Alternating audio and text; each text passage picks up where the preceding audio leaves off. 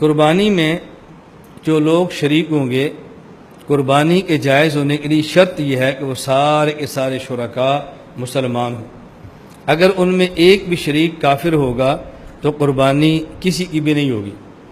اس پر سوال یہ ہے، اگر ایک کافر ہے اور 6 مسلمان ہیں تو 6 مسلمانوں کی قربانی ہو جانی چاہیے اور کافر کی قربانی نہیں ہونی چاہیے۔ کافر کی اپنی نیت ہے اور مسلمان کی اپنی نیت ہے۔ اس کا جواب سنیں، ہم کہتے ہیں یہ تب ہوگا کہ جب قربانی سے مقصود گوشت ہو، کہ جانور ذبح ہو گیا، اس کے 7 حصے بن گئے، 6 حصے مسلمانوں کے ہیں، 1 حصہ کافر کا ہے۔ یہ کافر تھا، اس کی عبادت قبول نہیں ہے، 1 حصہ چلا گیا۔ مسلمان تھے، ان کی عبادت قبول ہے تو 6 حصے قبول ہو گئے۔ یہ تب تھا کہ جب قربانی سے مقصود گوشت ہوتا۔ قربانی سے مقصود گوشت نہیں ہے، بلکہ قربانی سے مقصود ہے اراقۃ الدم، اللہ کے راستے میں ایک جان کو ذبح کرنا۔ گوشت میں تو تقسیم ہو سکتی ہے لیکن جان اور روح میں تقسیم نہیں ہو سکتی۔ وہ چونکہ تقسیم ہونا ممکن نہیں ہے، اس لیے کسی کافر کا شریک ہونا بھی جائز نہیں۔ یہ بالکل ایسے ہی ہے کہ جیسے دودھ کا 1 پیالہ ہو اور اس میں 6 حصے آپ پاک ملا دیں اور 1 حصہ ناپاک دودھ ملا دیں، اب آپ کہیں گے اس میں حلال کون ہے حرام کون ہے؟ ہم کہہ دیں کہ سارا حرام ہے۔ لیکن اگر دودھ کی بجائے مالٹے ہوں، کنو ہوں، 6 حلال کیوں 1 حرام کا ہو، یہ 6 الگ کر دو، 1 الگ کر دو۔ ان کو الگ کرنا ممکن ہے، ہم 6 کو حلال کہہ دیں گے، 1 کو حرام کہہ دیں گے۔ دودھ مکس اس طرح ہے کہ 6 اسے حلال کہہ دے، حرام کہہ دے، 6 کو پاک کہہ دے، 1 کو ناپاک کہہ دے، ممکن نہیں ہے۔ بالکل اسی طرح جان ایسی چیز ہے کہ اس کی تقسیم ممکن نہیں ہے کہ 6 کو جائز کہہ دے اور 1 کو ناجائز کہہ دے۔ ہاں اگر گوشت مقصود ہوتا تو پھر بات الگ تھی، لیکن قربانی میں گوشت مقصود نہیں ہے۔ یہ سوال عموماً غیر مسلم کی طرف سے ہوتا ہے یا مستشرقین کی طرف سے ہوتا ہے، جو اسلام پر اعتراض کرنا جن کا مقصود ہے کہ مسلمان قربانی کے موقع پر جانور ذبح کرتا ہے محض اپنی لذت کے لیے، گوشت کھانے کے لیے، تو انسان کی لذت کے لیے جانور کو ذبح کرنا یہ جانور پر بہت بڑا ظلم ہے، لہذا یہ کام نہیں کرنا چاہیے، عقل کے خلاف ہے۔ جواب سنیں، ہم نے کہا ایک ہے جانور اور ایک ہے انسان۔ سوال یہ ہے کہ انسان جانور کے لیے بنا ہے یا جانور انسان کے لیے بنا ہے؟ اگر تو انسان جانور کے لیے بنا ہے تو پھر جانور کو انسان کے لیے ذبح کرنا ظلم ہوگا اور عقل کے خلاف ہوگا، اور اگر جانور انسان کے لیے بنا ہے تو پھر جانور کو ذبح کر کے انسان کو لانا یہ ظلم بھی نہیں، عقل کے خلاف بھی نہیں۔ قرآن کریم میں ہے هو الذی خلق لکم ما فی الارض جمیعا، سورۃ البقرہ آیت نمبر 29۔ اللہ وہ ذات ہے کہ جس نے جو کچھ زمین میں ہے سب کچھ تمہارے لیے پیدا فرمایا، یہ لام انتفاع کے لیے ہے۔ تو جب جانور کو اللہ نے پیدا ہی انسان کے لیے کیا ہے تو پھر اس کو ذبح کر کے انسان کو کھلا دیں، اس پر اعتراض کی بات کیا ہے؟ نمبر 2، قرآن کریم سورہ فاطر آیت نمبر 45 ہے وَلَوْ يُؤَاخِذُ اللَّهُ النَّاسَ بِمَا كَسَبُوا مَا تَرَكَ عَلَىٰ ظَهْرِهَا مِن دَابَّةٍ وَلَٰكِن يُؤَخِّرُهُمْ إِلَىٰ أَجَلٍ مُّسَمًّى، کہ جو انسان گناہ کرتا ہے، اگر انسان کے گناہوں کی وجہ سے اللہ انسان کو عذاب دے تو زمین کی پشت پر کوئی جانور نہ رکھے۔ سوال یہ ہے کہ گناہ انسان نے کیا ہے تو جانور ختم کیوں کیا جا رہا ہے؟ انسان نے گناہ کیا تو انسان ختم کریں۔ اللہ فرماتا ہے انسان کے جرم کی وجہ سے اگر ہم انسان کو عذاب دیں تو کسی جانور کو زمین پر نہ چھوڑیں۔ جانور کا گناہ انسان کا ہے اور ختم جانور کیا جا رہا ہے۔ دیکھو یہ اشکال نہیں ہے، کیوں؟ جب یہ سمجھ آ جائے کہ جانور کی پیدائش کا مقصد کیا ہے، جانور کو پیدا کیا گیا انسان کے لیے، انسان اس قدر جرائم کیے کہ اس کے زندہ رہنے کا حق ختم ہو گیا، تو جب جانور کو انسان کو ختم کر دیں گے تو جانور کو زمین پر رکھنے کی ضرورت کیا ہے؟ جانور تو انسان کے لیے تھا، جب انسان نے نہیں رہنا تو جانور رکھنے کی ضرورت نہیں ہے۔ اس لیے بات ارشاد فرمائی اگر انسان کے گناہوں کی وجہ سے انسان کے وجود کو ختم کر دیں گے تو پھر جانور زمین پر نہیں چھوڑیں گے۔ کیوں؟ جانور جس انسان کے لیے تھے، جب اس کو ہی نہیں رکھنا تو پھر جانور رکھنے کی ضرورت کیا ہے؟ لہذا یہ ظلم نہیں ہے۔ اس پر جو اعتراض ہے، جو سوال ہے، اس اعتراض کی منشا کیا ہے، اصل وہ سمجھیں۔ منشا یہ ہے یا مسلمان چاہتا ہے کہ ہم سوپ پئیں، اس کے لیے مرغ ذبح کر لو۔ اس کا جی چاہتا ہے کہ ہم تکے کھائیں، بکرا ذبح کر لو۔ اس کا جی چاہتا ہے کہ پائے مغز اور یہ استعمال کریں تو کوئی کٹا ذبح کر لو۔ اب اپنی زبان کا چسکا پورا کرنے کے لیے یہ جانور کو ذبح کرتا ہے جو ظلم ہے۔ اس اعتراض کی بنیاد کیا ہے؟ اس اعتراض کی منشا یہ ہے کہ جانور کو سزا دی جاتی ہے، جانور کو تکلیف ہوتی ہے، اپنی زبان کی لذت کے لیے دوسری جاندار چیز کو آپ تکلیف کیوں دیتے ہیں؟ اگر اس جانور کو تکلیف نہ ہو پھر تو اعتراض ختم ہو جائے۔ بنیاد تکلیف ہے۔ ہم کہتے ہیں یہ اعتراض صرف اس بنیاد پر ہے کہ ہم نے شریعت کے احکام کو سمجھا نہیں، پڑھا نہیں۔ شریعت نے حکم دیا ہے کہ جب جانور کو ذبح کیا جائے تو ذبح کرتے وقت اللہ کا نام لیں، بسم اللہ اللہ اکبر۔ بوقت ذبح جانور پر اللہ کا نام لینے کا حکم کیوں ہے؟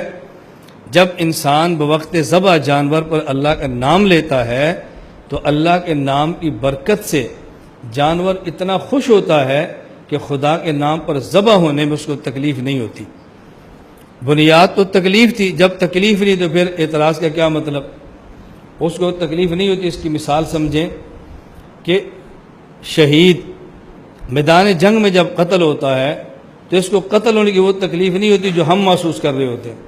حدیث پاک سنن نسائی باب ما یجد الشہید من العلم کے اندر روایت موجود ہے۔ حضرت ابو ہریرہ رضی اللہ تعالیٰ عنہ فرماتے ہیں ما یجد الشہید من مس القتل الا کما یجد احدکم من مس القرصہ، کہ شہید اللہ کے راستے میں قتل ہونے کی اتنی سی تکلیف محسوس کرتا ہے کہ جتنی کوئی بندہ معمولی سی چیونٹی کاٹنے کی تکلیف محسوس کرتا ہے۔ ہم سمجھتے ہیں کہ دیکھو تلوار لگ گئی ہے، اس کے اوپر گولی چلی ہے، اس کے جسم کے ٹکڑے ہوئے ہیں، بیچاروں کو کتنا درد ہوتا ہوگا۔ اللہ کے نبی فرماتے ہیں درد نہیں ہوتا، وہ اللہ کے نام پہ کٹتا ہے، اتنی لذت سے ذبح ہوتا ہے کہ اس کو ذبح ہونے کی درد نہیں ہوتی۔ تو جب اس جانور پر اللہ کا نام لیں گے، اللہ کا نام لینے پر جو درد ہوگی اس کو اتنی لذت محسوس ہوتی ہے کہ اس کو درد محسوس نہیں ہوتی۔ تو اعتراض کی بنیاد تکلیف ہے، جب تکلیف ہے تو اعتراض کون سا ہوگا؟ اس پر ایک پھر سوال سمجھیں۔ اس پر پھر سوال یہ ہے اگر جانور کو بوقت ذبح تکلیف نہیں ہوتی تڑپتا کیوں ہے؟ چھری ہوتی ہے تو دوڑتا کیوں ہے؟ اور بس اوقات ہم آنکھوں سے دیکھتے ہیں کہ شہید اگر اس کو، میں نے اپنی آنکھوں سے دیکھے، اگر ایک شہید کو زخم لگا ہے بس اوقات اس کو 10 گھنٹے لگتے ہیں، 5 گھنٹے لگتے ہیں، ہسپتال میں پڑا ہوتا ہے اور کراہتا ہے، تڑپتا ہے، محسوس ہوتا ہے، تو درد کیوں نہیں ہوتی؟ اس کا جواب سمجھیں، درد دو قسم کی ہے۔ ایک درد ہے درد محبت، یہ الگ چیز ہے، اور ایک ہوتی ہے درد عداوت، یہ الگ چیز ہے۔ عداوت کی درد ہوتی ہے اور لذت اور محبت کی درد نہیں ہوتی۔ اس درد کے اندر بھی اللہ کا لطف رکھ دیتے ہیں کہ جس پر انسان کو درد سہنے میں مزہ آتا ہے۔ یہ ایسی بات نہیں کہ جس کو سمجھانا بہت مشکل ہو۔ آپ دیکھ لیں، اگر آپ کی کسی سے لڑائی ہے، مخالف ہے، اور مخالف ملے اور مخالفت میں ہاتھ پکڑے اور چیخیں نکالے، تکلیف ہوتی ہے۔ اور اگر وہی کوئی دوست ملے اور ہاتھ پکڑے چیخ نکال دے تو پھر درد تو اب بھی ہوتی ہے، لیکن اس درد میں مزہ آتا ہے۔ وہ چھوڑے بندہ کہتے ہیں تھوڑا سا اور دبا، بندے کا دل نہیں کرتا اس کو چھوڑے، تو یہ درد محبت ہے۔ شہید کو بوقت شاد درد ہوتی ہے لیکن درد عداوت نہیں ہوتی، درد محبت ہوتی ہے۔ آپ آزمانا چاہیں، آپ اگر صاحب اولاد ہے تو بہت اچھا، صاحب اولاد نہیں تو بھائی تو آپ کے ہوں گے نا۔ آپ گھر جائیں، اپنا چھوٹا سا بھائی دیکھیں جو 1 سال کا ہے، چھوٹی سی بہن دیکھ لیں، آپ اس کے رخسار کو زور سے دبائیں، درد ہوگی، وہ روئے گا نہیں، ہنسے گا، وہ سمجھتا ہے کہ بھائی جان مجھ سے پیار کر رہے ہیں۔ اور آپ اسی چھوٹے سے بھائی کو آپ دبائیں نہیں، غصے سے یوں کریں، وہ پھر بھی روتا ہے، حالانکہ درد نہیں ہوتی، کیوں؟ سمجھتا ہے کہ پیار نہیں ہو رہا، میری ٹھکائی ہو رہی ہے۔ درد محبت الگ چیز ہے اور درد عداوت بالکل الگ چیز ہے۔ اللہ یہ باتیں سمجھنے کی توفیق عطا فرمائے۔ اور آپ یقین فرمائیں، آدمی کا تعلق مع اللہ ٹھیک ہو اور اللہ کے نام پر انسان کو تکلیف آئے نا، اس تکلیف سہنے میں کیا لطف آتا ہے۔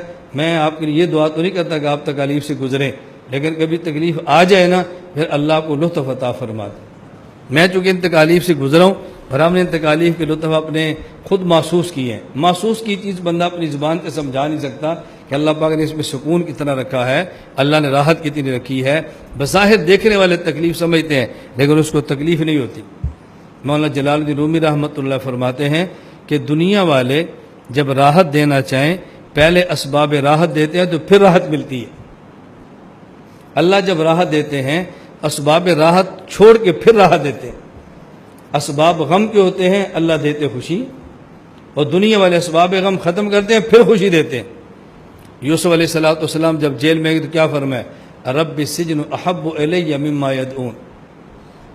اے اللہ جس کی طرح مجھے یہ بلاتی ہے نا، مجھے اس سے آپ کے جیل، آپ کی محبت کے جیل خانہ احب ہے، مجھے محبوب ترین ہے. اب بظاہر جیل میں جانا تکلیف دے، محبوب ترین کیسے ہو گیا؟ لیکن یہ یوسف علیہ السلام سے پوچھو جن کا خدا سے تعلق مضبوط تھا، انہیں عورت کے پیار پر خدا کی جیل خانے کو ترجیح دی ہے یوسف علیہ السلام نے. مولانا رومی فرماتے ہیں گر او خواہد عین غم شادی شود، گر او خواہد عین غم شادی شود، پائے بند آزادی شود، عین پائے بند آزادی شود. مولانا رومی فرماتے ہیں گر او خواہد عین غم شادی شود، عین پائے بند آزادی شود. اللہ جب چاہتے ہیں تو غم کو خوشی بنا دیتے ہیں، اللہ جب چاہتے ہیں تو پاؤں کی بیڑیوں کو آزادیاں بنا دیتے ہیں. دنیا میں دو لوگ آزادی، پہلے بیڑی کاٹتے ہیں پھر آزادی ملتی ہے نا، وہ پاؤں میں بیڑی ہوتی ہے پھر بھی آزادی ہوتی ہے. حضرت زید، آپ نے پڑھا، زید غلام تھے، حضور کی خدمت میں آئے، لینے کے لیے پیچھے چچا پہنچا، کہا تمہاری ماں روتی ہے، باپ روتا ہے، قبیلہ بہت پریشان ہے. کہا میں نے نہیں جانا. کہا ادھر ٹھہرو گے تو غلامی کی زندگی گزارو گے. حضرت زید نے کیا فرمایا؟ میں یہ غلامی اس آزادی پہ، میں اس آزادی کو اس غلامی پر قربان کرتا ہوں. میں وہ آزادی چھوڑتا ہوں، حضور کی غلامی نہیں چھوڑ سکتا. اب یہ غلامی کو اختیار کرے تو اس کو سمجھے نا غلامی کا مزہ کیا ہوتا ہے. ویسے زبان سے تو بندہ نہیں سمجھا سکتا. میں آپ کی خدمت میں کیوں عرض کرتا ہوں کہ آپ ذکر کریں، کثرت سے کریں، نہ مزہ ہے پھر کریں، مزہ ہے پھر کریں، کرتے رہیں. ایک وقت آئے گا جب ذکر آپ کا مزاج بن جائے گا نا، پھر آپ کو خلوت میں ذکر کا لطف آئے گا، پھر آپ دعائیں دو گے کہ استاد جی نے ہمیں صحیح راستے پر لگایا تھا. ابھی تو آپ کو یار یہ کوئی بات ہے، یہ کوئی کام ہے، یہ کوئی کرنے والی کام ہے، علم ذکر سے افضل ہوتا ہے. ابھی تو آپ نے اسی پر دلائل دیتے رہنے. یہ سوال جواب سمجھ آ گیا؟ لا الہ الا اللہ، لا الہ الا اللہ، لا الہ الا اللہ.